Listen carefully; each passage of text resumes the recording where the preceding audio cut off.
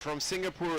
Do we have people from Singapore in the live chat? Please tell us what time it is. Do you have breakfast? Having a glass of wine? What is it? So we start the game, and like I said, we have the first Asian team of underwater rugby in blue against Australia, the Seadragons in white, Victoria Seadragons.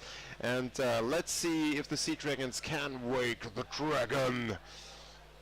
And the fatties are at the Seadragon basket, and there are in numbers around the basket of the dragons tackling to the surface. And this is game 57 here at the Champions Cup. Number 30, Champions Cup number 30, 2018 in Berlin, biggest Champions Cup ever. And we are happy this family is growing. And the fatties are still in ball possession, even though it looks like, no, here we go. There's another attack from the closed side. The goalkeeper of the Seadragons goalkeeper was inside the basket. Yeah. Very well done here, this attack by the fatties. They haven't lost the ball in the ranks of the Seadragons.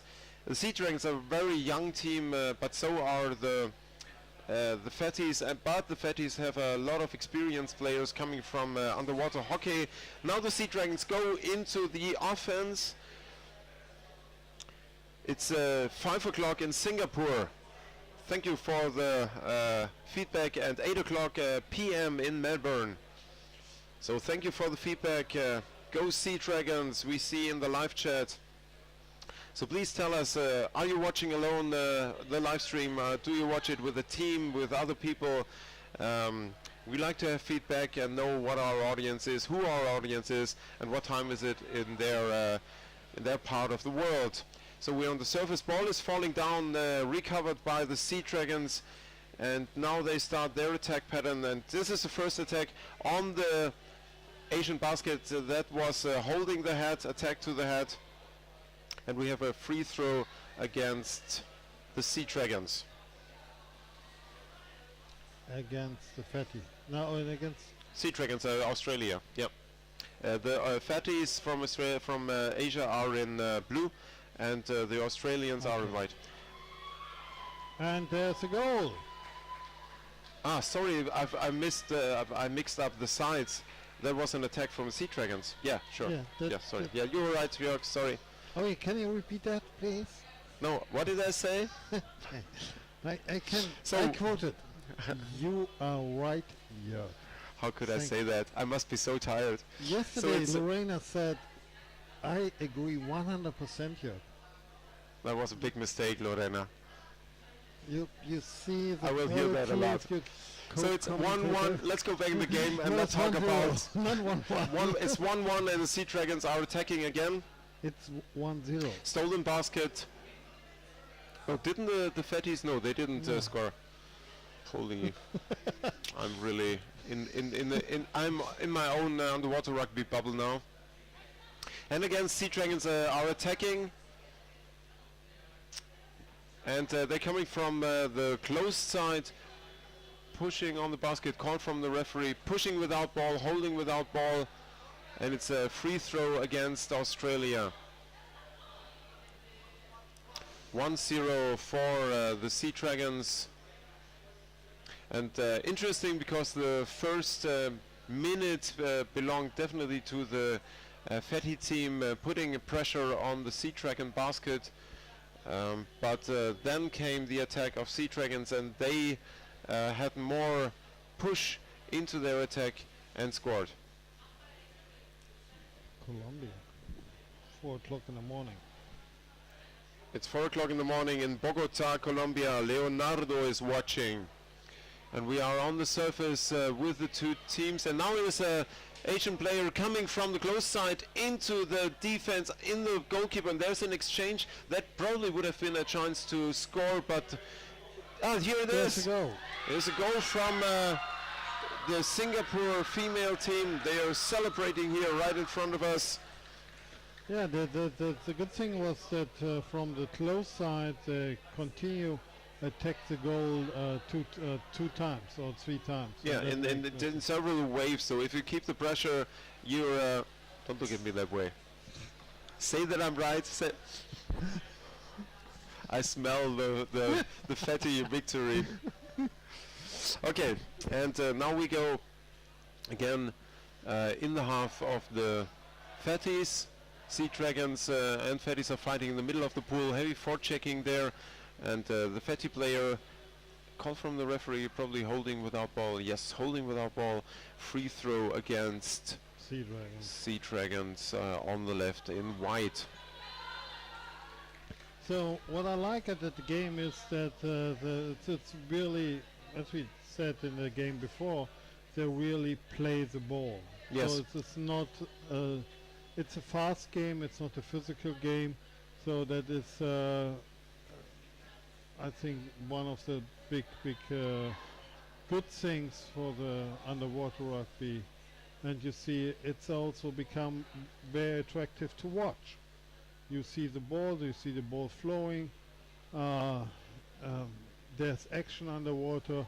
When two ladies or two men holding just the ball, it's nothing nice to watch. You want to see the action, the 3 dimension of the sport, the Seadragons attacking from the close side, the basket, it was picked up by the Fatty defender, so on the surface now, we have a cluster on the surface, I guess, and here comes again the next attack from the Seadragons. They're playing on the close side, on the wall side, which gives them an advantage because they cannot be attacked. If they play in the corner on the close side, they are covered from 2 sides, and this gives them the advantage to be in the safest spot here around the basket of the Fatties.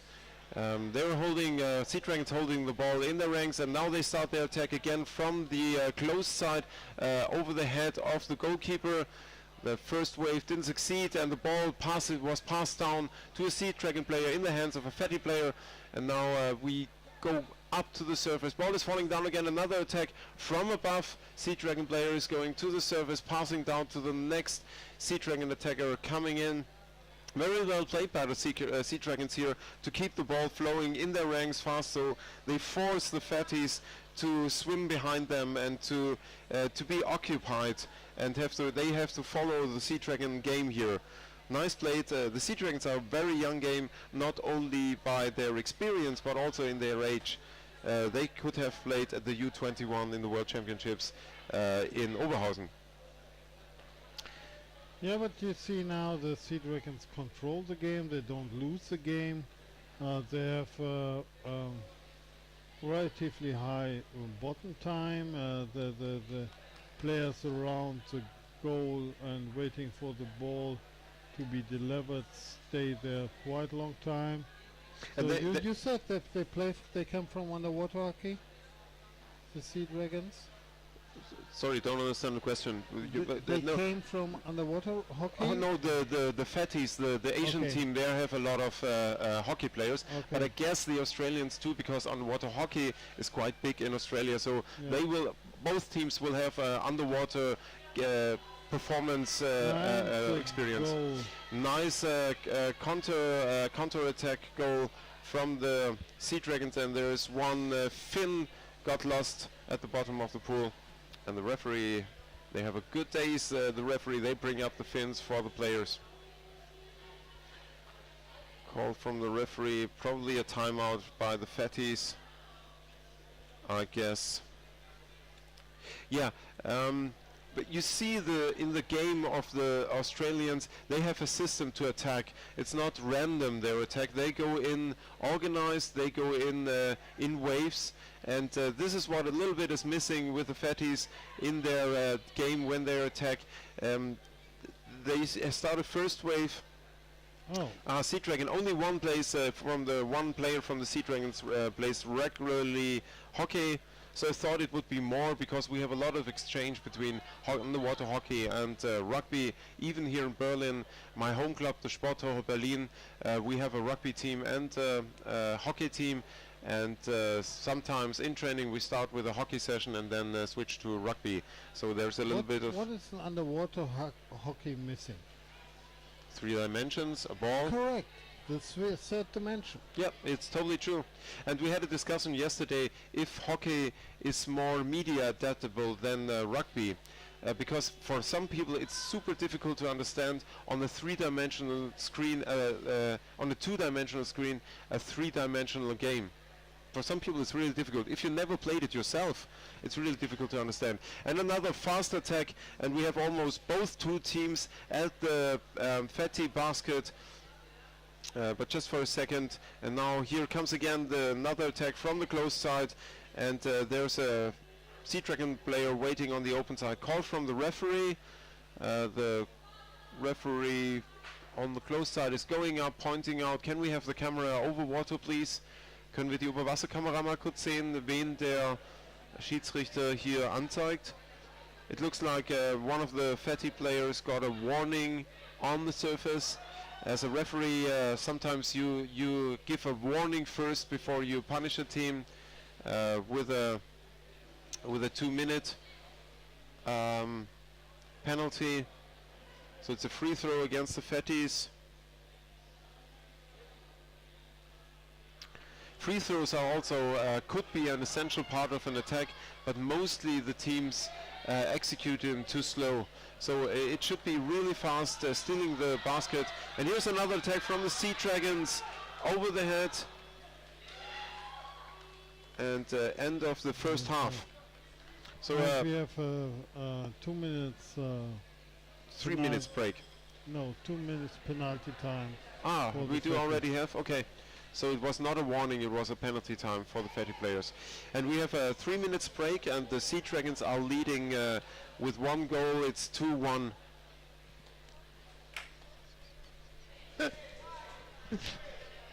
Don't say this. This is you think there are minors watching at that time of the day? I'm sorry. Yeah, we are broadcasting all over the world. That's true. So we have to be Political correct. That's almost impossible for me. That's the reason I'm here, to support you. Yes, thank you, Jörg, for keeping me in check and controlling my impulsive German behavior. Yeah, no problem. Thank you. In the back we see the Australian kangaroo being carried to the Seadragon side. We have a change of the sides now after the break. So the fatties from Singapore are going to be on the left side, and the Dragons have their dragon nest now on the right side of the pool. Please check out our Facebook website. It's facebook.com/Champions Cup. There you will see a lot of videos and pictures, and I put in a little live stream from this morning. You get a lot of information, and we are also on Instagram, publishing here with a social media team that came over from Graz. The plan is 2019. There will be in the end of June, it is, isn't it? Yeah. No, July. I think July. The end of July, we will have the World Champions Cup in Graz in Austria, and Georg Ribic, the organizer of the World Championships, is here visiting the Champions Cup to collect ideas and impressions. So he was also on the World Championship for juniors in Oberhausen, and we have an exchange of the working staff from the World Champions Cup. We have Lisa Sepos here, Bobby Simpson, and also Signe, the girlfriend of Bobby Simpson, and Kim. They are working as a social media team here and producing content, films, videos for Instagram and Facebook to keep you in the loop, like you are here with us at the poolside. It's a very nice atmosphere, and if you imagine, we have 27 teams coming in and out. Everything goes smooth. Yesterday we've been in time, perfectly in sync with the timing in the schedule. So it's a great organization here, and a lot of it is thanks to Winfried Zülke. And we go back in the game, still almost a 2-minute penalty for the fatties. And Jorge Vargas is saying we have a little slow in the camera switch, trying to work on it. I think the guys switching the cameras are getting tired too.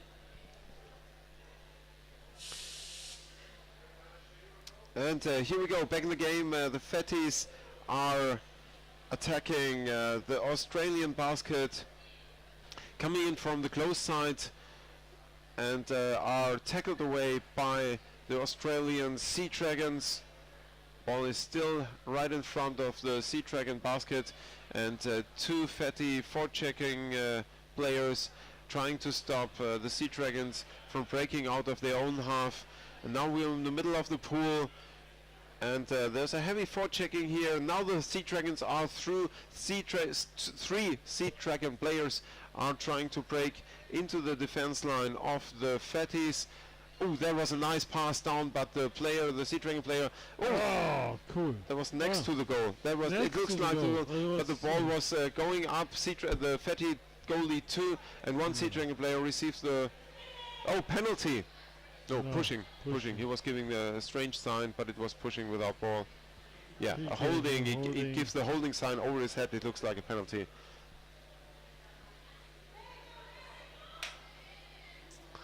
And we have a free throw against the Seadragons.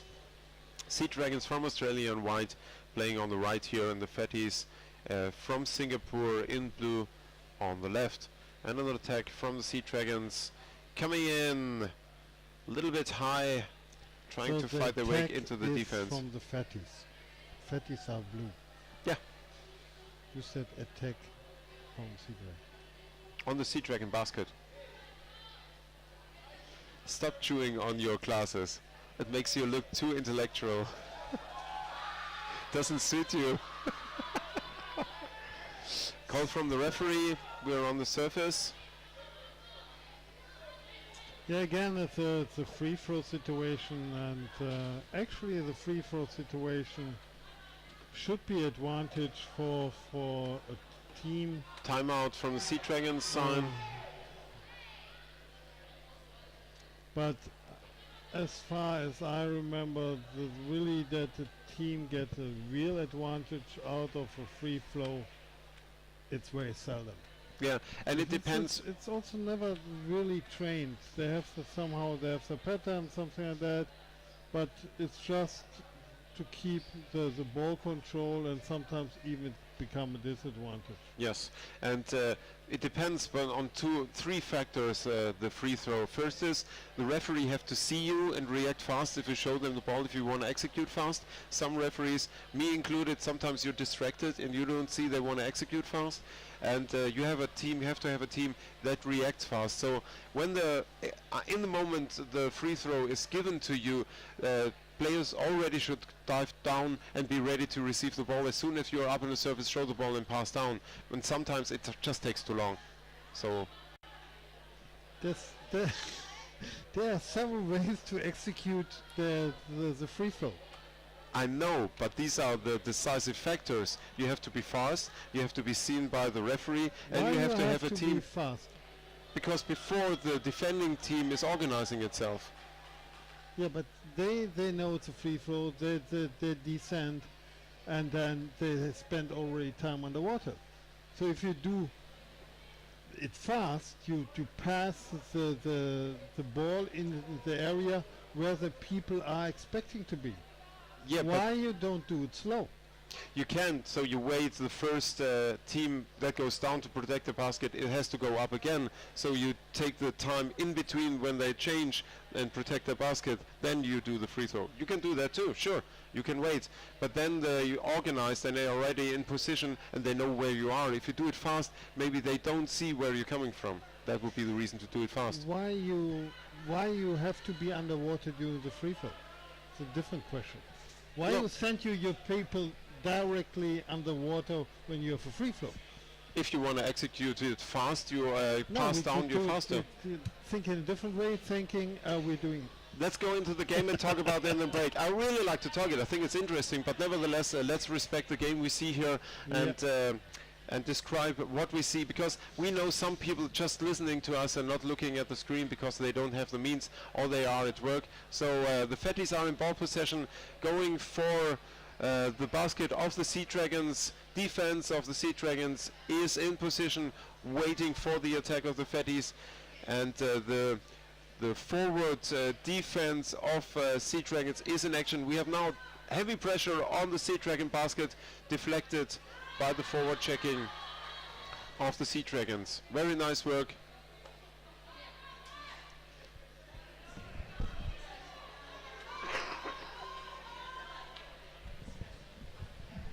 Yeah, the defense of the Seadragons is basically quite solid. There's always the defender, the goalkeeper, and here you could see that the attack from the open side, there's always the risk that exchange player jump into the water. Oh, one Seadragon player stole the basket, parts of the basket from the Fatty defense. The Fatty defense was a little bit slow. Now the stolen basket is again in Fatty hands. And Seadragons come in from the front, tackle to the surface by a Fatty player, call from the referee, choking, free throw against the Fatties. So now we have this, the situation of the free flow. Now we can check if this becomes really fast execution. And the ball carrier, the center who has the ball, gave the ball back into the safe player behind her, and she started the attack. So that's one way to execute it, of many ways to execute it. Yeah, And here comes another attacker. The question is if this was a normal situation, like a normal attack, or it was really a dangerous attack. For me it was just a normal attack. It definitely was a So normal that attack. means a free throw. It's not a dangerous situation for the defending team. That is what I'm saying. So Not in general. You mean never? Never ever ever never ever? I would Yesterday say we saw a scene. 10%, maybe 10%. Probably yes, but it depends on the executing team. How good you trained it. But the chance of a free throw is something which is not very often effectively used. True. That is what I'm saying. Seadragons attacking again in several waves. And the Fatties don't succeed in getting hold of the ball. Here now only Seadragon players around the basket, and one Seadragon player is pulling away the goalkeeper from the Fatties, and the Fatty player starts to tackle the attacker to the surface, and another attack coming in from above, and another attack. The Seadragons are relentless here on pushing on the basket, and eventually we will see more and more gaps in the defense, but the Fatties doing a good job here, keeping the Seadragon players away by pushing them with the long arms. And this is a goal in the empty basket into the exchange, and this was the gap I was talking about. After a certain time of attacking, it is a question of discipline in the defense, but here we saw the gaps getting bigger, and another goal for the Seadragons. So they are leading a solid 3-1 against the Singapore team, and we have 2 minutes and a half left in the second half here. Very good game by both teams, and I guess the Singapore team will take a lot of experience and a lot of content into a lot of impressions back to Asia, and I guess we will see if they come again next year, that we will see another team that has grown. And another attack by the Seadragons. Now they are hungry for blood here, the dragon, and they go for another attack. Maybe to explain, a sea dragon is an expression of a seahorse. So it has nothing really to do with a real dragon or something like that. It's a seahorse. So a very gentle animal. Well, I just want to we're talking always about dragons, and people will just listen to us. You're right. No? You're right. But I like in this game we play. I imagine the Seadragons as real dragons and not as seahorses. But being gentle seahorses, you don't score like they do. I just explained the name. And but thank you for the insights, Jörg. Always a pleasure yeah, if you to have learn. a close look on the jerseys, you will They see have a seahorse on it. That's right. But can seahorses spit fire? No. That's true. That's far. They're living in water. To spit fire under the water, I guess it's a big challenge. That's true. But you can do it. You can do it. And another attack from the Seadragons here. The forward attacker didn't have a station to play forward to, so she had to play back. And there's an exchange on the basket, and there was an attack from the Seadragons, and the FATUWR basket is stolen by the Seadragons, and that's a very good chance now for them to score again. Too complicated. But a little bit too slow. A little bit. That's extremely slow motion. yes. But sometimes it's really difficult because if you have a penalty. So basically, it's maybe the Seadragon player who stole the basket had his shoulder in the basket, had her shoulder in the basket, maybe in the enemy basket. maybe something strange. At least we get a penalty. So let's see how the Seadragons is doing that. I was amazed by the penalty skills of the Colombian U21 team at the World Championships in Oberhausen for juniors when they executed the Merla, the scissor technique against the German team. Was quite impressive. Here we go, the Seadragon players coming in fast above the FATUWR goalkeeper. One quick attack and then going back on the surface, and she's looking down on the goalkeeper. That's a head game she's playing here, coming down, trying to be under the goalkeeper, and this is nice. Yes, goal for the Seadragons. Well played. Very well played and very cool played around the Asian goalkeeper.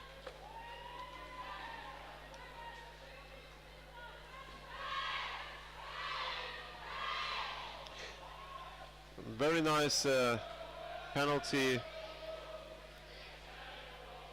And it's the end of the game. Looks like. Yep. Yeah. So we have there was a 7-0? No, 4? 4? No, I don't know. Wow, totally. I don't know. Let me see, maybe we can go back in the live stream. If you want to have a replay in the live stream, you just scroll back. That's so difficult with a tablet. 4-1. It was a 4-1 victory here. For the Seadragon. Yeah, for the Seadragons. For the gentle seahorses. Thank you, Victoria Seadragon, Underwater Rugby, keeping us updated. Thank you. We're a little bit sorry for that. We're a little bit, or I am. Jörg never is, but I'm a little bit confused with all the games I saw in the last 2 weeks. But luckily, I have Jörg with me. Yes, that is a. I'm very happy to support you and give you some. And the shining stone of his ring pulls me back into reality and into the game, because it's radiating experience and wisdom.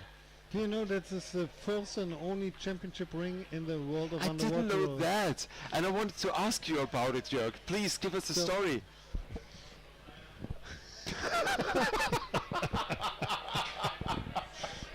Can we be on the camera that someone can see the ring?